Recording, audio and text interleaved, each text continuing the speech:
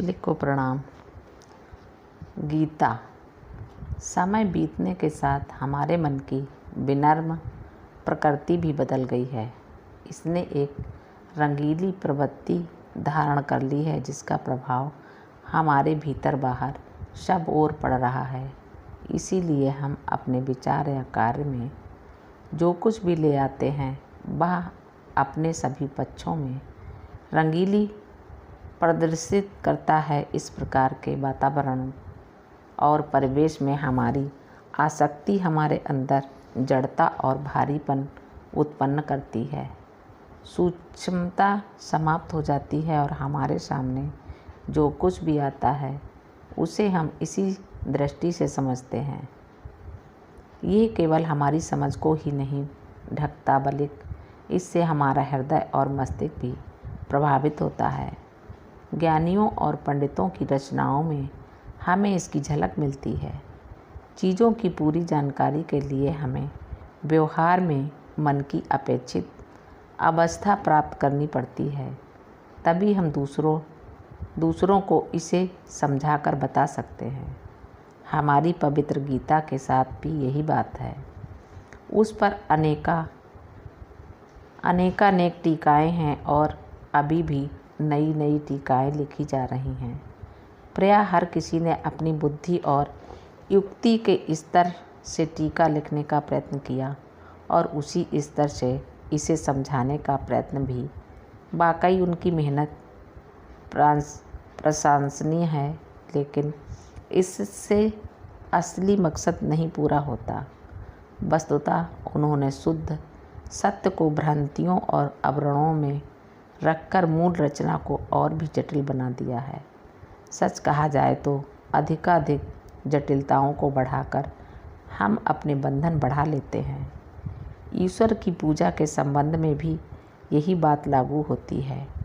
ईश्वर को मनुष्य के शरीर की तरह ही चित्रित किया जाता है, केवल इतना अंतर है कि वह एक उत्कृष्ट प्राणी है और उसकी महत्ता के अनुरूप उसका क्षेत्र अधिक विशाल है। लेकिन इस विषय पर मैं यहाँ अधिक नहीं कहूँगा और अपने को प्रस्तुत विषय तक ही सीमित रखूँगा। समय की मांग के अनुरूप भगवान श्री कृष्ण ने गीता में वर्णित सत्य को अर्जुन पर प्रकट किया।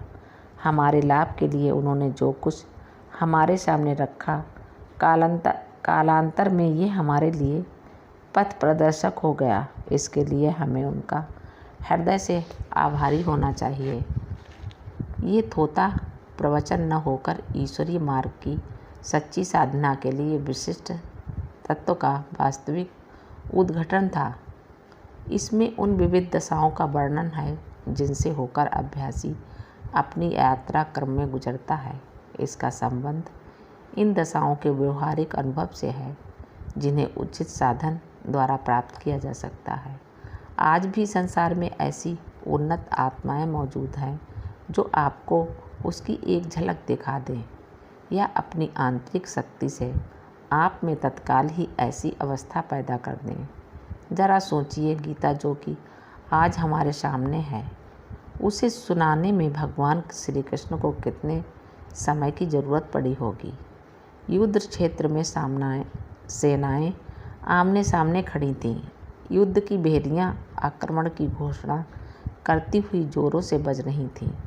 उपदेश देकर अर्जुन को सही रास्ते पर लाने के लिए भगवान श्री कृष्ण के पास कितना समय था। पूरी गीता के श्लोक सुनाने में तो कई घंटे लगते।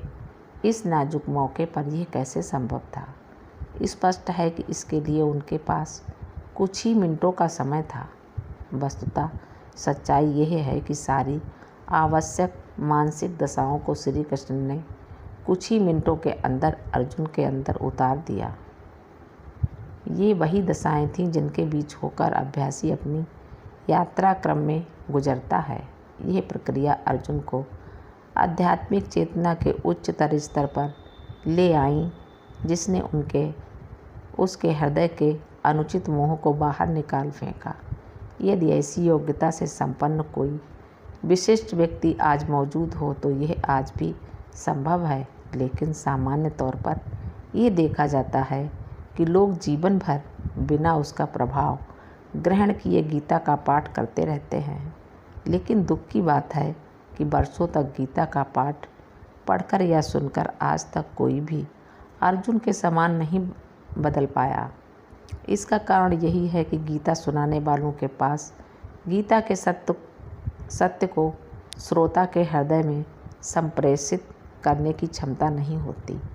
इसके लिए आवश्यक है कि गीता सुनाने वाले की विभिन्न वर्णित दशाओं तक व्यवहार्यता पहुँच हो और स्वर को रोमांचक बनाने के लिए उनमें आवश्यक दृढ़ संकल्प और आध्यात्मिक बल हो, जिससे संप्रेषण प्रक्रिया द्वारा ध्वनि का प्रभाव सीधे सुनने वाले के हृदय में पहुंचाया जा सके। तभी श्रोताओं के लिए गीता के पाठ का श्रवण उपयोगी हो सकता है। गीता के उपदेशों के बारे में उच्च कोटि की ख्याति प्राप्त आचार्यों और उपदेशकों से हम यही सुनते आए हैं कि मनुष्य को कभी भी अपने कार्यों का वास्तविक कर्ता नहीं समझना चाहिए। ये बिल्कुल स्पष्ट है कि जब तक व्यवहार में इस स्थिति को प्राप्त करने का साधन हम नहीं अपनाते, गीता को सुनने या पढ़ने का कोई लाभ नहीं है। लेकिन समस्या ये भी है कि इस स्थिति को प्राप्त करने का साधन क्या है। इस बारे में हम सदैव अंधेरे में ही रहे। विद्वानों के सारे प्रवचन में इसकी ओर एक हल्का इशारा भी नहीं मिलता। इसका परिणाम ये होता है कि सुनने वाले ये समझते हैं कि मैं करता नहीं हूँ। इस वाक्य का बार बार उच्चारण करना ही इस स्थिति को प्राप्त करा देगा। वस्तुतः ये मन की आंतरिक अवस्था है जिसमें अभ्यासी के हृदय पर उसके द्वारा भौतिक रूप से किए गए कर्मों की छाप नहीं पड़ती। परिणाम स्वरूप उसके अंदर कर्ता का भाव नहीं पैदा होता। छाप नहीं पड़ने से संस्कार नहीं बनते और भोग का बखेड़ा भी नहीं पैदा होता। संस्कारों का बनना पूरी तरह बंद हो जाता है। अध्यात्म पथ के पथिकों के लिए ये बहुत आवश्यक है। वस्तुतः यही वह अवस्था थी जो अर्जुन के अंदर उसको उच्चतर चेतना के स्तर तक उठाकर संचारित की गई थी। उस समय प्राणाहुति के माध्यम से अर्जुन द्वारा प्राप्त दशा को दिखाने के लिए सूक्ष्म संकेत देने वाले केवल 7 जुबानी श्लोक श्री कृष्ण ने कहे थे। गीता में वर्णित आत्मा की अवस्था इसी बात का और अधिक स्पष्टीकरण है। जब किसी को यह अवस्था प्राप्त हो जाती है तो वह सर्वस्व इसी का अनुभव करने लगता है। यही वास्तव में आत्म अनुभव की सच्ची स्थिति है।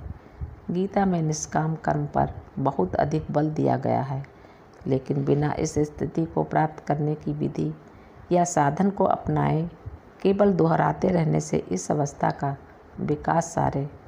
विकास हमारे अंदर नहीं हो सकता। यह तो एक प्रकार की लयावस्था है जिसके बिना अर्जुन की तरह विराट का दर्शन संभव ही नहीं है। अभ्यासी में उचित क्षमता और दृष्टि का होना भी इस प्रयोजन के लिए आवश्यक है। विराट रूप का दर्शन पाकर अर्जुन को चिल्लाकर ये कहना पड़ा था कि मैं इस भयानक रूप को सहन नहीं कर पा रहा हूँ। इसका कारण यह था कि उसमें विराट देश की दशाओं से संबंधित लय अवस्था का संप्रेषण किया गया था, जबकि वह विराट देश से बहुत आगे के क्षेत्र ब्रह्मांड मंडल का दर्शन कर रहा था। वस्तुतः ये वह क्षेत्र था जहाँ से हर वस्तु इस पार्थिव संसार में आती है। वहाँ महाभारत युद्ध का सारा खाका सूक्ष्म रूप में मौजूद था। इस दृश्य को श्री कृष्ण ने अर्जुन को उस स्तर तक उठाकर दिखा दिया था।